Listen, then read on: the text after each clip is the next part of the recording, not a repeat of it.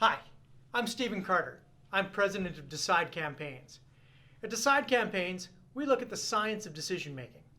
The science of decision making as it applies to things like how you cast your vote or how you make a significant purchasing decision. What we're really doing is digging through how the decision is made, because it is not a rational process, perhaps the way that we've been taught, where we will gather up all the available information, evaluate it, and make the best possible choice.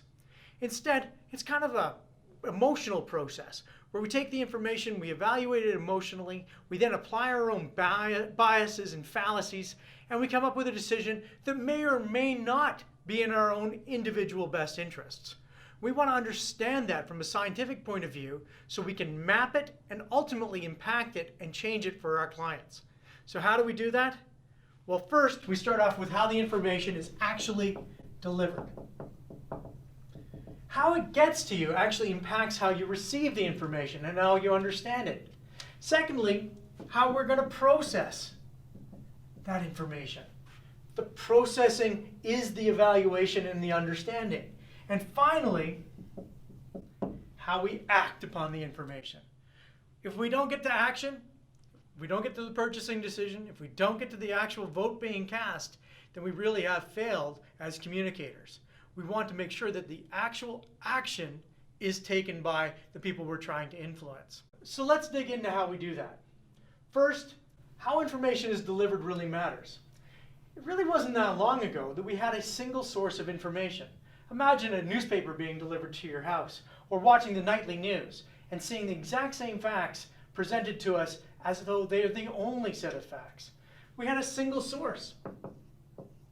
And that single source told us what was true and honest. And now, really in the last 20 to 25 years, we've moved to a multi-source, where we can find virtually any fact that we want to support any type of argument we're looking for. Single source, moving to multi-source. And that multi-source universe allows just about anything to be true. And that fundamentally changes the way that information is being delivered. And from that delivery, we then move into how we're processing the information. So the information is then processed by us, and the first thing that we run into is we run into decision-making fallacies. We have over centuries developed these bad habits of how information is gathered and evaluated, and it falls into decision-making fallacies that make the wrong decision happen for all the wrong reasons. The next thing that happens is biases. And yes, biases like racial bias will impact how a person makes a decision, but this isn't that. This is cognitive biases. These are biases that are actually ingrained in our brains that will change the way that we perceive and process information. The most recognizable is probably confirmation bias, where we find the fact that we want to cherry pick and have that support the argument that we want to support. Those types of biases are inherent. It is part of who we are as human beings, and they cannot be overcome. They must be adapted to. And finally, values. Who we are as individuals ultimately impacts how we're going to process information. Two individuals will take the same fact and evaluate it completely differently. That's what makes being a human and being a communicator such an interesting tandem, is trying to figure out how we can actually communicate with someone given that their values may indicate that the exact same fact will be perceived differently by two different people. And finally, action. Action is ultimately dictated by how much we care. So we call that engagement. Are we engaged or are we not engaged? And that's what we used to think of engagement, is a binary choice. You are either in or you are out. You are either engaged or you are not. We found that that is not actually true. Engagement, it turns out, is actually floating.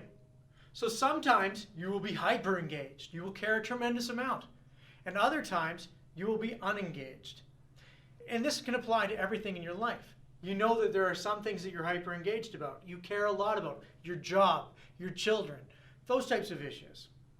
And then there are other things that you do not care about at all. Celebrity, movies, gossip, sports, whatever it may be, politics perhaps. But most people actually don't fall on either end of that spectrum. Instead, they're right in the middle. They're in the middle where they are less engaged. And what happens is, as they move towards something, towards a decision-making point, their engagement level slowly rises. So when an election happens, for example, some people immediately become highly engaged. They get involved in their campaign teams, they become very engaged in the issues, they start lobbying, there's a lot of things to be done. Other people won't get engaged until about 24 hours before the actual election. And then they'll call up their friend and they'll say, who should I vote for? It doesn't change the fact that the action is still the same. They're still going to vote, even though one person has been highly engaged all the way through and another person is just getting engaged at the end. Both of them need to be communicated with. And what we found at Decide Campaigns is that how engaged a person is fundamentally going to impact how they're receiving this information and the biases that are at play. So understanding how all of this fits together is part of what the Decide Campaigns modeling does for your campaign. And ultimately, that's what we do at Decide Campaigns.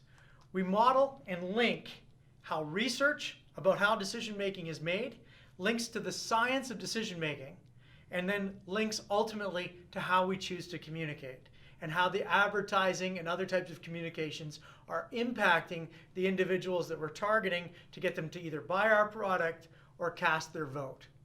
The Decide Campaigns model is all about figuring out how each individual is going to make their own decision and how we, as communicators, can impact it.